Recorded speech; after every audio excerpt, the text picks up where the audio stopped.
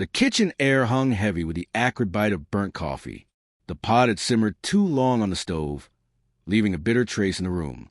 Daniel gripped his chipped mug tightly, the faint warmth a small anchor against the cold dread pooling in his chest. Across the table, Sarah's eyes darted to her phone again, thumb scrolling with a practiced indifference that made his stomach twist. This was the third check in 10 minutes, her lips curling into a half-smile that never reached her eyes. "You're quiet tonight," she said lightly, almost mocking, as if challenging him to voice the tension choking the space between them.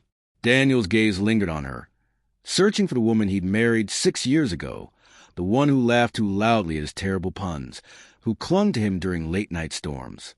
Now, her auburn hair was pulled into a careless bun, stray strands escaping like secrets she didn't care to hide. He wanted to ask about the late nights at the office, the unfamiliar perfume clinging to her coat, the way her laughter had sharpened like glass. Instead, he said, "Just tired. Long day." His voice was steady, but inside his mind screamed, "Who is it, Sarah? Who's worth this?" The suspicion had crept in slowly, like damp rot spreading to the foundation of their home. Small signs first. A missed call she brushed off too quickly, a receipt from a restaurant he'd never visited, hidden in her purse. Daniel had rationalized it. She's stressed. Work's rough. I'm overthinking.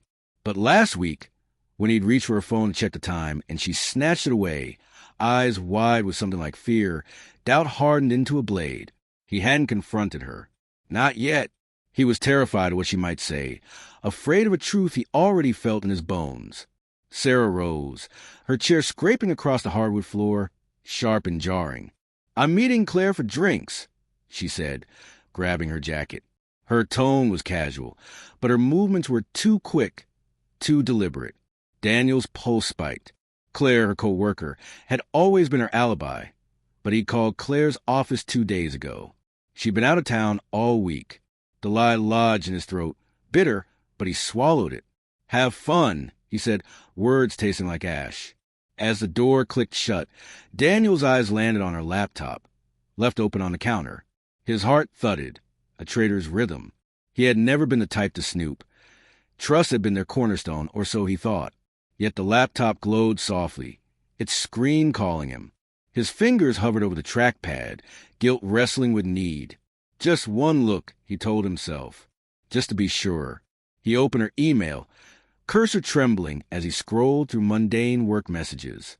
Then he saw it, a thread buried in her trash folder from an address he didn't recognize.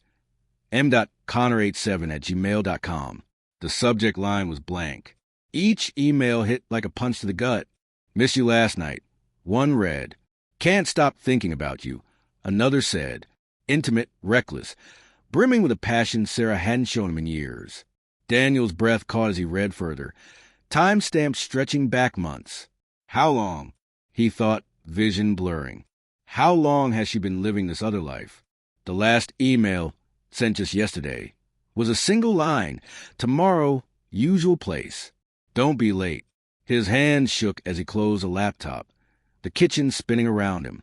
Their sanctuary now felt like a stage set for someone else's life. He didn't sleep that night. The bed was too big, too empty, sheets cold where Sarah should have been. His mind replayed every dismissed moment, her late nights, distracted smiles, the flinch when he touched her last week. He wanted to scream, to break something, but instead he sat in the dark, tangled in grief and rage. Why wasn't I enough? The question clawed relentlessly. He still loved her. God, he still loved her. But the betrayal gaped like a wound, bleeding trust with every heartbeat. By morning, Daniel had made a choice. He called their bank, voice steady, and froze their joint accounts. Fraud concern, he told the clerk. Bitter, necessary. He wasn't ready to confront her. Not yet, but he needed control, some anchor as the world collapsed. When Sarah returned that afternoon, her eyes bright, cheeks flushed with glow that wasn't for him. She dropped her bag. "You look tired," she said, clipped. "Everything okay?" Daniel's jaw tightened. He wanted to hurl the emails at her, demand answers, but the words caught. Instead, he said, "Your car got declined at the bar last night, didn't it?" Her face froze, panic flashing before she masked it with a laugh. Claire covered me, she said too quickly. Glitch at the bank. The lie was flimsy. Daniel's heart sank further. She wasn't even trying to hide it anymore. That evening, he followed her. It felt like betrayal, mirroring her deceit, but he needed proof to make it real. She drove to a dimly lit cafe on the edge of town, a place they'd never visited together. Through the window, he saw her slide into a booth across from a man, tall, broad-shouldered, smiling too familiarly.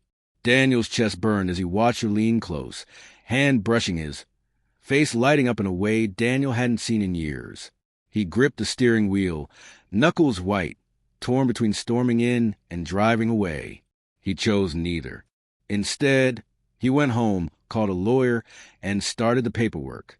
The divorce forms felt like a death sentence, each signature slicing deeper than the last. When Sarah came home, he was waiting in the living room, papers on the coffee table. Her eyes widened, then narrowed.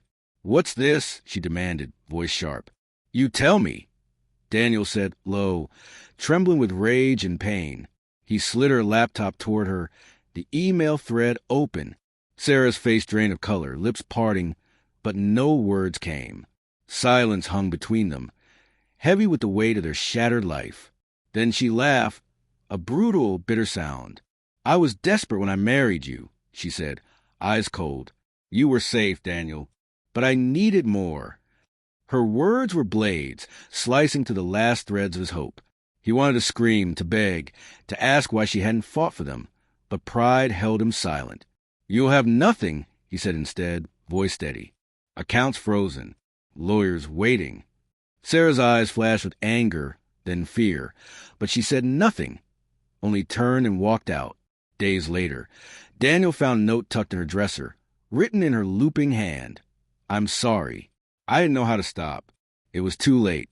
The house was empty. The divorce final." But as he stood there, note crumpled in his fist, he realized the betrayal wasn't just hers. He had betrayed himself, clinging to a love that had died long before he admitted it.